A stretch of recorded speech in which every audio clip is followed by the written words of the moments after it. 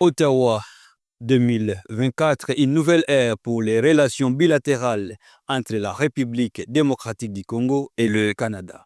Pour la toute première fois dans l'histoire, une première ministre congolaise visite officiellement le Canada, Madame Judith Suminwa Tuluku. Cette visite historique ouvre de nouvelles opportunités de collaboration entre ces deux pays. Pendant 4 jours, Madame Suminwa rencontre des personnalités politiques, économiques canadiennes et participe à des discussions stratégiques axées sur le développement durable, la transition énergétique et la coopération bilatérale.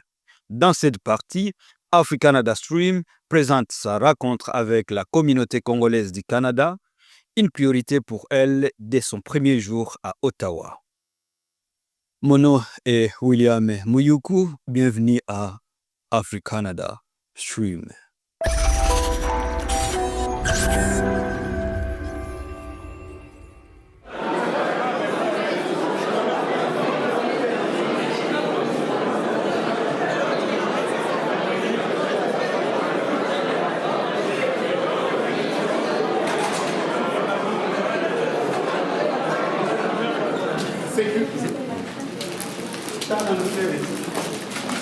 Merci beaucoup. Merci Manika.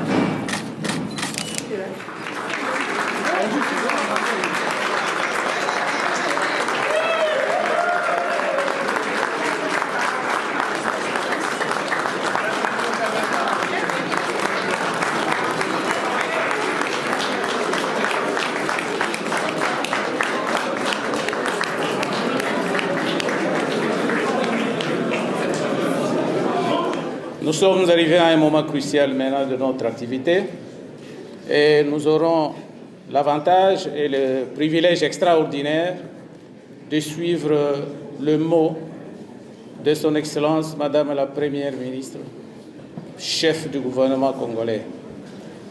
À ce moment, j'invite avec tout honneur, j'invite son Excellence à pouvoir prendre la parole.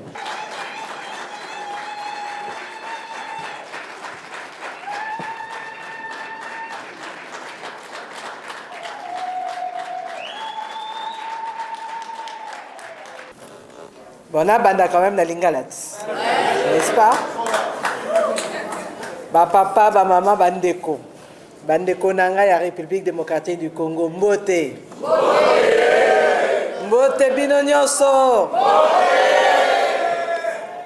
Na sepeli ndenge nazokuta na bino. Nayebi ke ndenge boza awa, botiki makambo na bino ebele ya kosala, bouti ba bisika ebele. Mais eza esengo mpo na nga ke bondimi boya awa tokuta na lelo. C'est vrai que ndenge toza bato quelques personnes de balobi bino nyonso tout moyen boloba eza te parce que temps eza mokuse, mais mpo na nga ezalaki likambo ya motuya nakutana na bino nyonso tout parce que temps eza moke nakomaki lobi na butu. Mercredi, nazozonga. Tant ils ont vraiment mouqué, mais pour nanga, chaque fois que nous avons un déplacement à l'étranger, il faut absolument écouter la diaspora congolaise. Et ça est loko moko ya mutuya parce que binonde boza vitrine na biso libanda. Et ce qui tolobi que to kipe binote, ça veut dire que toza na biso présent na libanda te. Bongote.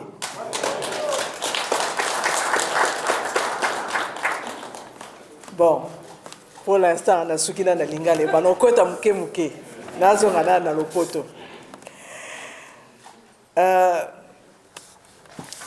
C'est important pour moi de pouvoir transmettre ce type de message à toute la communauté congolaise. Vous le savez, et cela a été dit, Son Excellence, M. Félix Antoine Tshisekedi, président de la République, a décidé le 1er avril 2024 de me nommer première femme, première ministre de la République démocratique du Congo. Comme je l'ai dit le jour de ma nomination, c'est une lourde responsabilité. Et c'est un travail que je fais avec mon gouvernement, mais comme je l'ai dit, on a besoin de tout le monde. Tout le monde doit jouer sa partition. Vous êtes ici à l'étranger. Je sais que ce n'est pas facile. J'ai vécu aussi à l'étranger. Monsieur le représentant des jeunes étudiants, je sais ce que vous traversez parce que je l'ai connu aussi. Je sais ce que c'est que d'être étudiante à l'étranger. Je sais ce que c'est que de devoir jobber pour pouvoir lier le debout. Je sais ce que c'est que de ne pas pouvoir payer à temps ses frais académiques. Tout ça, je le sais. Mais il faut, comme vous l'avez dit, persévérer et ne pas lâcher. Parce que si vous lâchez, ça veut dire que loko boyako sala awa na poto ou bien awa na Canada, c'est que beaucoup qui en côté. Ba parents ba sali bino confiance, ba tindi bino kotoyo, alors il faut s'accrocher parce que c'est le seul moyen pour avancer et arriver à quelque chose. Moi, ce que je voudrais vous dire, j'ai écouté, je répondrai aussi aux questions qui m'ont été posées, mais je pense que ce qui est important, vous êtes, et ça se voit déjà dans la salle, et même par rapport aux différents intervenants, vous êtes une diaspora dynamique, mais une diaspora variée. Et c'est ça qui constitue la République démocratique du Congo. Toza batu ya bikolo na bikolo, mais bisonyo surtout toza se motomoko, n'est-ce pas?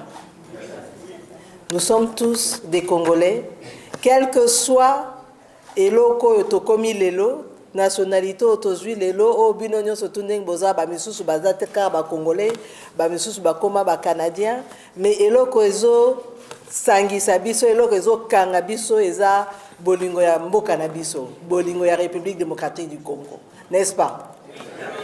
Alors, si nous parlons de l'amour de notre pays, nous devons avant tout être un. C'est ça qui est important. Nous devons avant tout nous respecter les uns les autres et nous respecter dans notre diversité. Et nous devons aussi, avant tout, quelles que soient les difficultés, donner une image positive de notre pays. Vous ne pouvez pas vous rendre compte ce que ça peut être important de donner cette image positive. Parce que ndenge biso lelo tozo tambola. Boyebi bato ebele babana ko lobao président de la République azo tambola tozo mona eloko te. Mais lelo bakomo tanga bakomo na biso. Ngai na uti na Bakou COP 29. Mais il faut voir, dans toutes les discussions, on parle de la République démocratique du Congo, pays solution, parce que, compte tenu de ce que nous avons, nous sommes aujourd'hui un pays sur lequel le monde doit compter. Et nous ne pouvons pas ne pas en tenir compte dans notre manière de nous présenter à l'extérieur. Et à partir du moment où nous parlons positivement de notre pays, ça veut dire que les gens vont commencer à se demander mais qu'est-ce qui se passe là-bas et comment on peut le regarder. Nous avons nos problèmes. Et le premier des problèmes, c'est vrai, c'est cette guerre à l'est de notre pays. Cette guerre qui est menée par notre voisin, le Rwanda, ou je dirais plutôt le président Kagame, parce que nous ne pouvons pas dire que les Rwandais sont nos ennemis, mais nous avons un voisin, un président voisin, qui aujourd'hui a décidé, pour des raisons qui ne le concernent que lui, de nous faire la guerre, et il le fait malheureusement avec certains Congolais, les supplétifs du M23. Moi, chaque fois, je me pose la question de savoir qu'est-ce qui peut justifier, comme cela a été dit ici, que nous ayons des femmes, nos mamans, nos sœurs, nos filles, nos enfants violés, tués. Qu'est-ce qui peut justifier cela? J'ai beau chercher, je ne trouve aucune justification à cela. Nos papas, nos frères, qui sont obligés aujourd'hui de prendre les armes pour pouvoir se défendre, qu'est-ce qui justifie cela? Ata kutu, tozana ba problème. Ata kutu, eloko nini yango oyo tokoki kondima kezala kaka bongo. Je pense qu'aujourd'hui, il est plus que temps que chacun où il se trouve puisse porter la République démocratique du Congo et puisse défendre ce pays. Et pour le défendre, ce n'est pas seulement en critiquant, mais c'est aussi en parlant de côté positif, parce que malgré tous ces problèmes, nous sommes encore là. Malgré tous nos problèmes, nous sommes encore un pays qui compte. Parce que sinon, si nous ne comptions pas, si nos ressources n'intéressaient personne, nous ne serons pas confrontés à tout cela, n'est-ce pas? Et c'est ça qu'il faut retenir. Maintenant, c'est sûr que nous avons des contraintes. Nous avons nos problèmes. Dans un pays où nous sommes estimés aujourd'hui à 100 millions d'habitants, 60% de cette population est jeune, n'est-ce pas? Et ces jeunes aujourd'hui ont besoin de croire à l'avenir de notre pays, ont besoin d'avoir de l'emploi. C'est pour ça que déjà lors de son premier mandat, le président de la République a voulu mettre l'accent surtout sur la gratuité de l'enseignement. Pourquoi? Parce que c'est cette jeunesse qui est l'avenir de demain que nous devons absolument éduquer. Et si nous n'arrivons pas à l'éduquer, ça veut dire que les lotos monat, jeunes et belé, bazoya bakoto yo pona kuotang. Mais ceux qui lobby, on arrive à rebongisa université nabiso. On arrive à créer aussi, c'est pas seulement l'université, mais avoir une éducation technique et professionnelle adéquate par rapport aux nécessités de développement de notre pays. Parce que c'est ça qui est important aujourd'hui. Tout n'est pas parfait. Ceux qui te lobby que makamnyo se tout est parfait na oko sabino. Tout n'est pas parfait, mais quand on voit le papillon il est beau, n'est-ce pas? Mais l'air à bandarazalandeni, l'air à botamarazalandeni. Ata tolia kango tolinga ango mingi tolinga mbizo tolinga pose mais sorotali ata penze longia kitorote, n'est-ce pas? Mais malembe azo bongwana tia okoma papillon oyo ya kitoko. Et c'est ça qu'on veut faire de la République démocratique du Congo. Mais pour ça, c'est vrai, il va falloir petit à petit avancer. Je peux vous garantir, quand j'étais ministre du Plan, j'étais ministre d'État en charge du Plan, je suis partie à l'intérieur du pays. Vous ne pouvez pas vous imaginer dans un coin où les enfants, c'est vrai, un peu partout dans le pays, il y a des enfants qui étudient sous l'arbre, qui étudient dans des classes qui tiennent à peine debout. Mais vous pouvez imaginer que si dans ces écoles, dans ces lieux, grâce par exemple au programme de développement local des 145 territoires, où on a déjà pu terminer de construire des écoles, que dans ces endroits-là, ils arrivent à avoir une école pour ces enfants, je pense que c'est un changement que les gens commencent à voir. Moi, j'ai été dans des endroits, Bikoro, Libenge ou ailleurs, où les gens me disent « Maman Mbalali Bosso, Onga Namoni, Mokonzia Telemelanga Pembeni. Tata Moko Taïb Singa Bi, Papa Nanga Isika Bakunda, Ako Ndimate que le longa nazui, photo na ministre mo ya République démocratique du Congo. Mais bisika na komaki ba misusu pe bazo koma ba ministre mususu pe bazo kende. Parce que to lingi que développement ya mboka na biso e banda na base. Pendant longtemps, on a essayé de faire le développement à partir de Kinshasa. Et on s'est rendu compte que ce n'était pas, le président lui-même l'a dit, que ce n'était pas la meilleure option. La meilleure option, c'est de s'assurer qu'on commence le développement à la base. Maintenant, c'est sûr, nous avons un déficit d'infrastructure. Nous n'avons pas nécessairement de routes partout. Nous n'avons pas d'énergie partout. Et ça, ce sont nos défis. Nous n'avons pas d'accès à l'eau potable partout.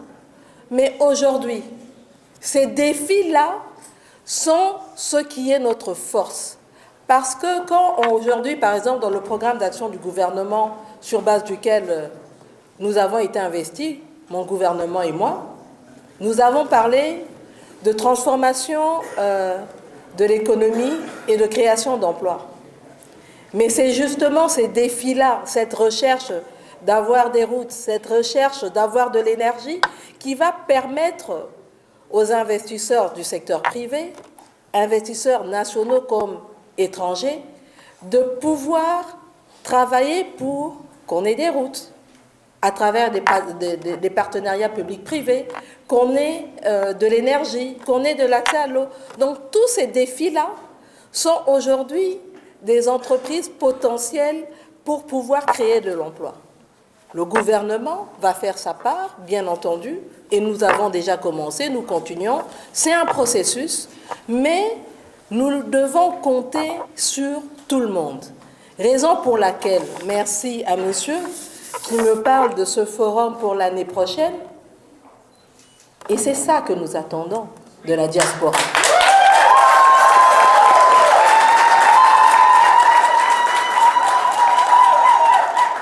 C'est de ça qu'il s'agit.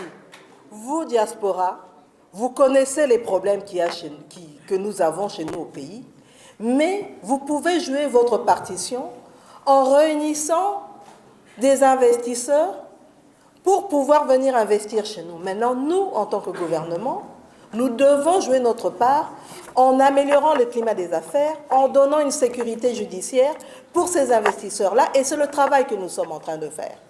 Et donc, certains peuvent voir le verre à moitié vide. Moi, je préfère voir le verre à moitié plein, et je sais qu'on va y arriver.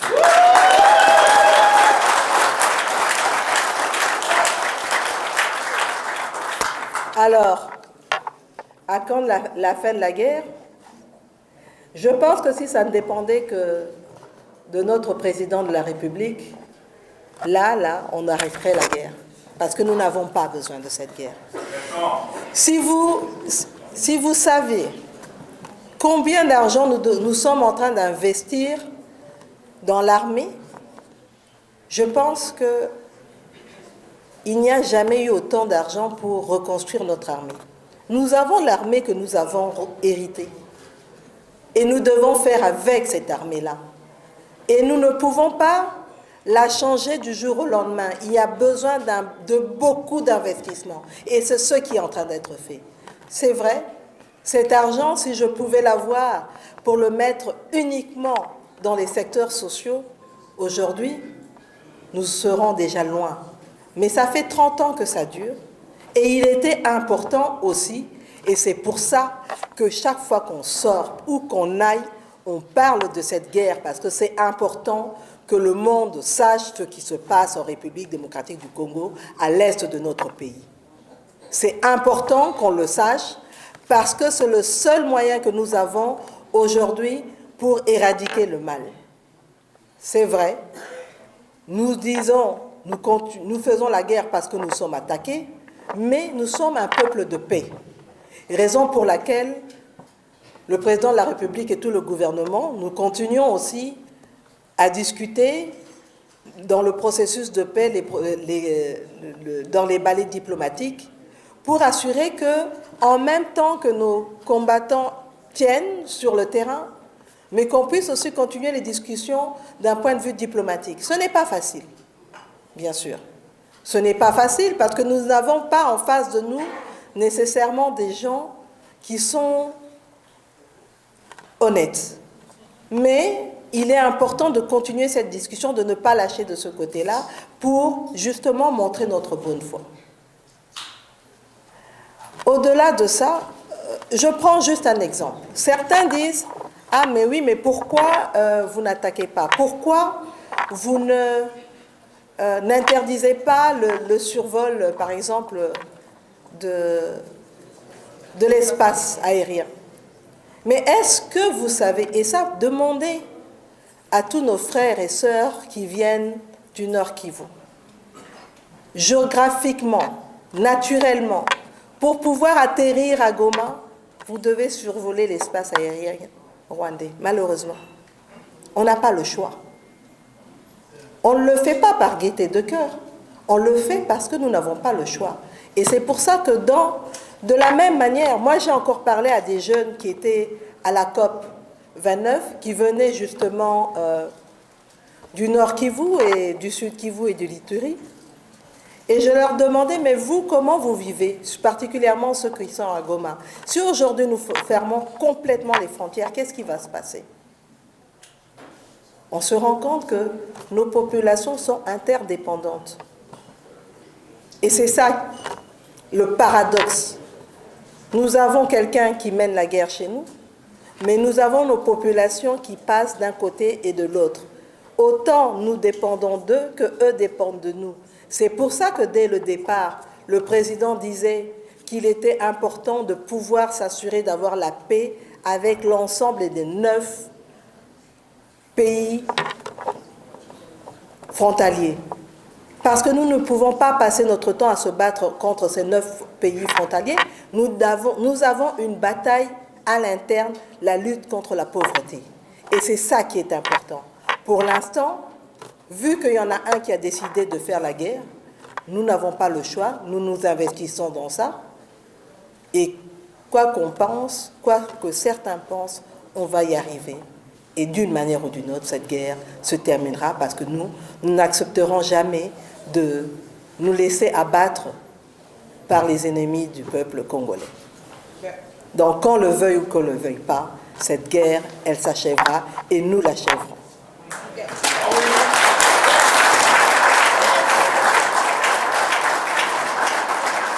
Maintenant, et cela a été dit aussi par les intervenants, nous avons une population qui est résiliente. Nous avons des femmes résilientes. Dès que j'ai été nommée première ministre, la première chose que j'ai faite, c'est d'aller à l'est du pays. Parce que je pensais que c'était important de donner ce message d'espoir à nos populations meurtries, aux populations déplacées. J'ai été dans l'un des sites de déplacés, d'ailleurs le site qui avait été bombardé par l'armée rwandaise.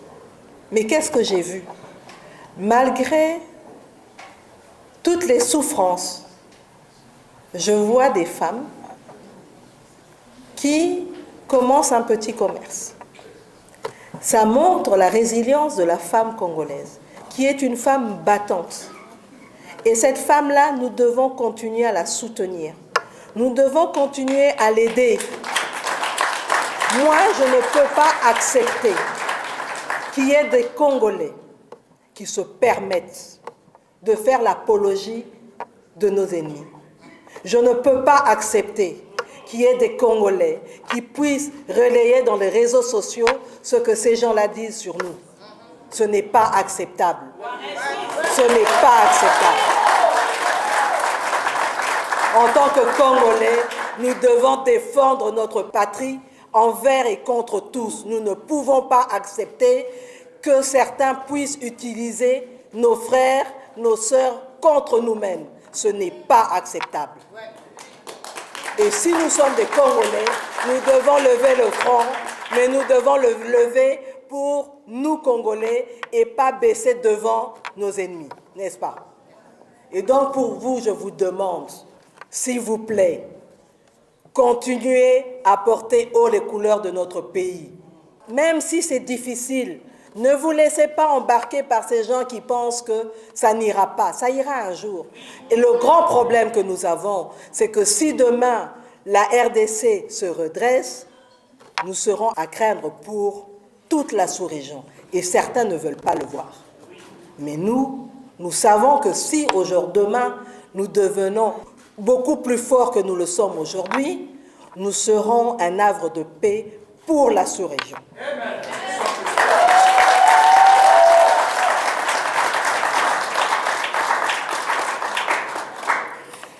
Alors, je voudrais saluer l'initiative de nos jeunes étudiants de pouvoir identifier chaque étudiant. C'est important, pourquoi? Non seulement c'est important parce que ça permet avec l'ambassade de pouvoir savoir qui est où et fait quoi, parce que ça nous donne aussi un profil des étudiants qui sont ici, et ça permet aussi de commencer à travailler sur le devenir. On a besoin de créer des emplois, mais ces emplois-là, aujourd'hui, on recherche aussi un certain nombre de compétences, et c'est ça qui nous bloque aussi parfois dans le développement. Nous avons beaucoup d'économistes, beaucoup de juristes, mais quand on va Par exemple, dans l'ingénierie, aujourd'hui, nous sommes un pays avec un haut potentiel minier, mais nous n'avons pas de géologues, par exemple. En tout cas, pas assez. Dans un certain nombre de métiers, on se rend compte que nous avons une certaine carence. Et il est important aujourd'hui, et d'ailleurs c'est le travail qui a été demandé notamment au ministère de la formation professionnelle et au ministère du Travail et Emploi, pour pouvoir définir le type de métier que dont nous aurons besoin dans les prochaines années. Comme ça permettra aussi de définir le profil d'études que nous devons avoir après le secondaire. Parce que ça va être important. Nous voulons créer de l'emploi, mais quel type d'emploi nous voulons créer? Il n'est pas question de continuer à avoir des filières qui ne sont pas porteuses. Et ça, c'est vraiment important de pouvoir analyser la question pour pouvoir avoir de meilleures ouvertures que ce que nous avons actuellement. Donc moi, je vous encourage.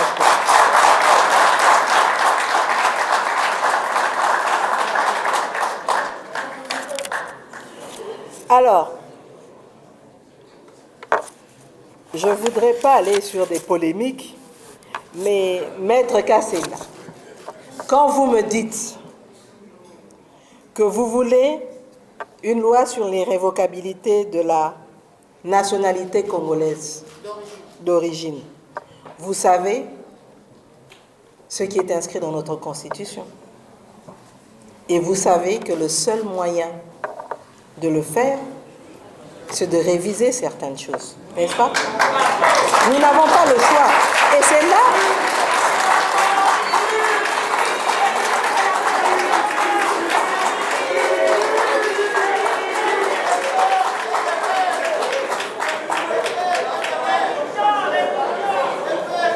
Le président de la République, lors de son premier mandat, avait indiqué qu'il était important de pouvoir tenir compte de cette problématique-là.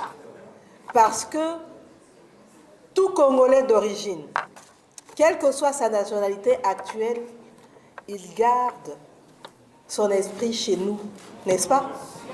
Et il est important de donner l'opportunité à ces Congolais-là de pouvoir rentrer au pays, de pouvoir jouer leur rôle en ne perdant pas cette nationalité.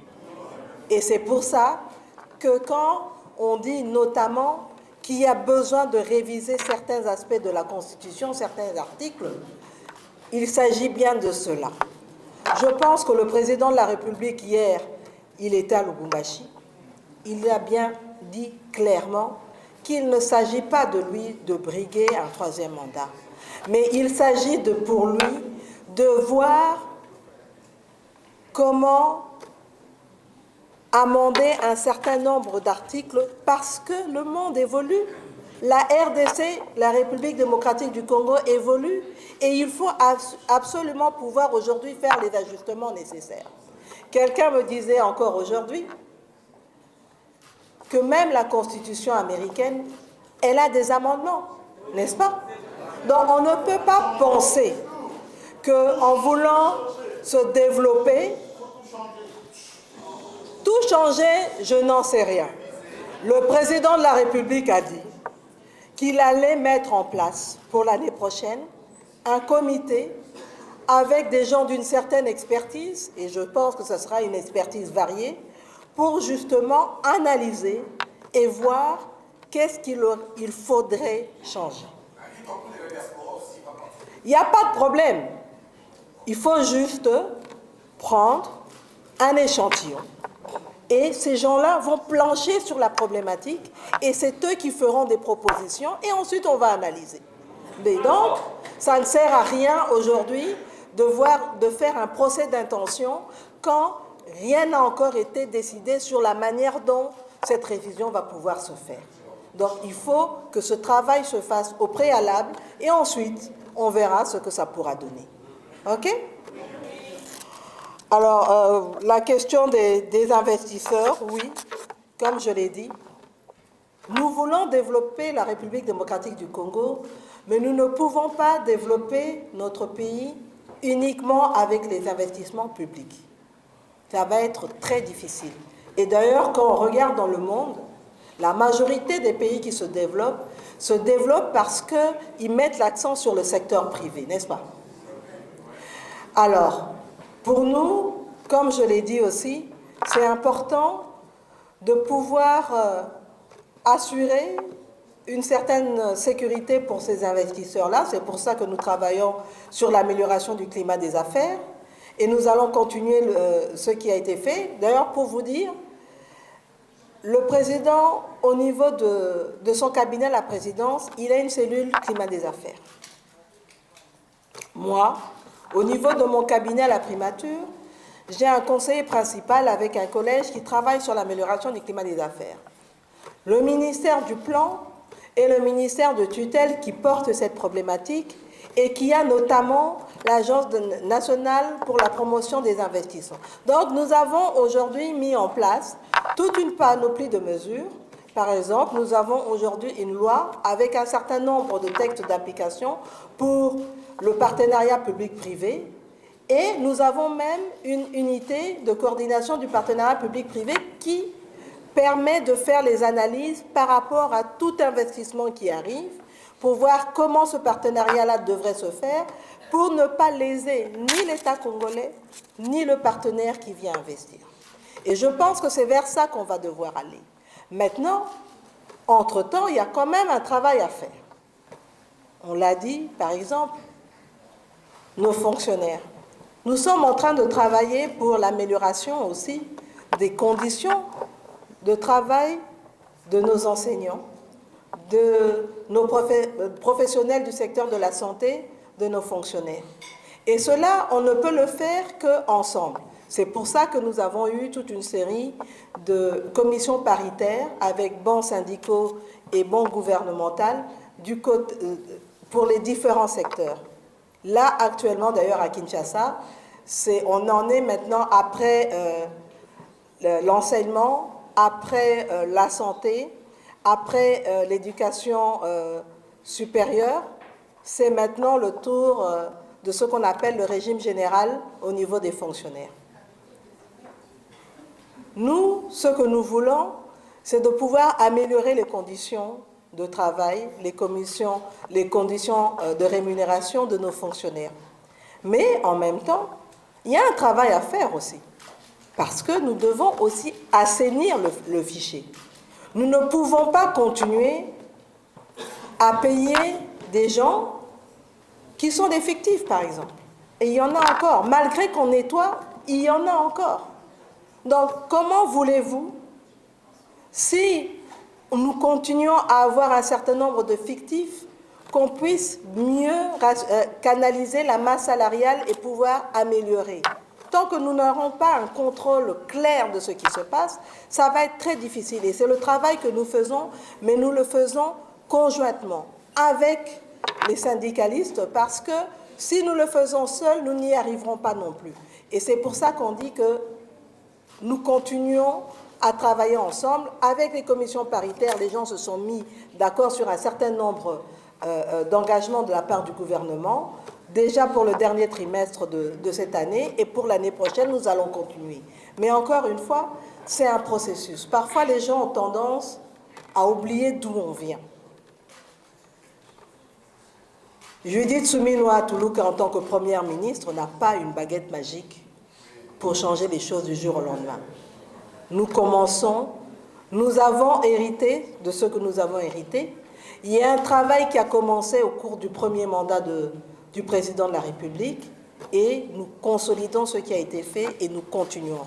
Et j'espère qu'à la fin de ce second mandat, on pourra vraiment voir des changements. Et c'est ça que nous recherchons. Il n'est pas question pour nous juste de se dire qu'on est là. Bon, na loba on a lingala. Ngala loba kaba misusu bakanisaka ke bon ngana ye bato gouvernement bazawa daka pona oliambongo. Vous savez, même voyager, ce n'est pas quelque chose de facile. J'étais à Bakou. Je suis rentrée de la COP 29 jeudi matin. Je n'ai pas eu le temps de rentrer chez moi à la maison. Je suis allée directement au bureau, j'ai pris ma douche dans mon bureau, j'ai commencé les réunions jusqu'au soir. Vendredi, conseil de ministres. Samedi, je suis dans l'avion, je viens ici. Mercredi, je rentre. Le vendredi, je serai à Goma. Le samedi, à Bunia. Et ensuite, je dois partir au Maroc pour justement aller vendre le pays pour pouvoir attirer des investisseurs. Le travail que je suis en train de faire, que je vais faire ici à Ottawa, je vais aller le faire au Maroc. Quand je vais quitter là-bas, je vais aller au Tanganyika, à Kalemi. Puis j'irai à Isiro. Vous pensez que c'est une partie de plaisir? Non, je délègue. Ne vous inquiétez pas. Je délègue. Mais il y a des choses qu'il faut faire. Et ce n'est pas une partie de plaisir. Avant d'entrer au gouvernement, j'étais fonctionnaire international, dans une organisation internationale. Je prenais des vacances. Mais non, je ne peux plus. Pour le moment, en tout cas, je n'en ai pas encore pris. Et peut-être que les gens ne se rendent pas compte que c'est un sacerdoce. Et c'est ça qui est important. Nous sommes ici, pas pour nous faire plaisir, mais nous sommes là pour la population congolaise. Et que les gens le veuillent ou pas, c'est ça mon intérêt. Moi, je travaille pour que le changement se fasse. Et que pour la confiance que m'a donnée le chef de l'État, je ne voudrais pas qu'il se dise demain qu'il s'est trompé. Non, je suis là pour avoir des résultats et j'espère avoir ces résultats avec l'aide de vous tous. Je vous remercie.